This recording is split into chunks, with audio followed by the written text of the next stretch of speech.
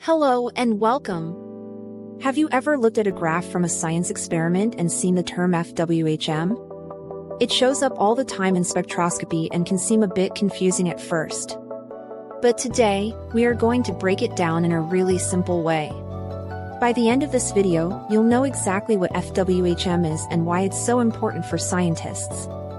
First, let's quickly review what a spectrum is.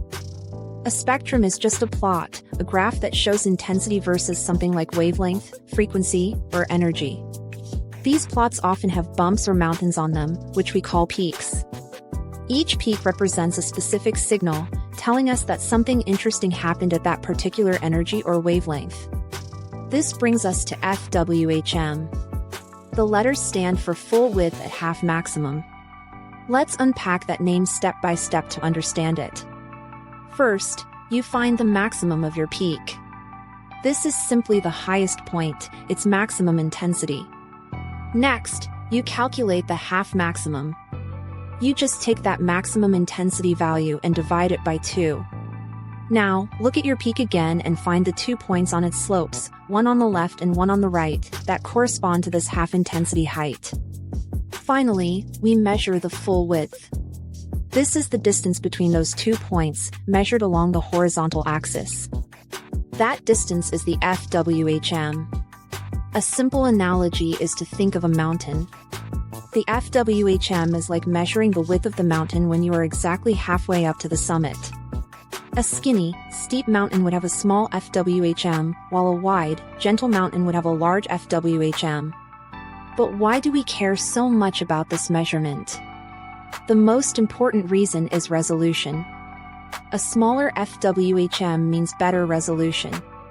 It means your instrument can distinguish between 2 different signals that are very close to each other. Imagine trying to see 2 skinny towers standing side by side. It's easy. Now imagine 2 very wide, overlapping hills. It's much harder to tell where one ends and the other begins.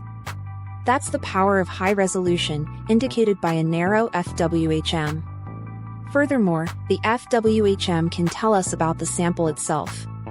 A narrow peak often suggests a pure, uniform material, while a broad peak might indicate a mixture, defects, or different chemical environments. The width can even provide clues about the physical processes happening, as things like temperature and pressure can cause peaks to broaden. So, FWHM is not just a number, it's a powerful diagnostic tool.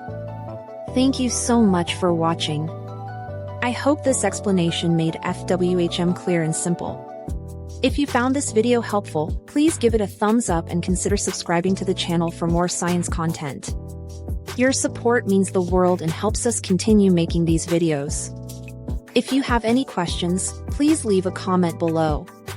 See you next time.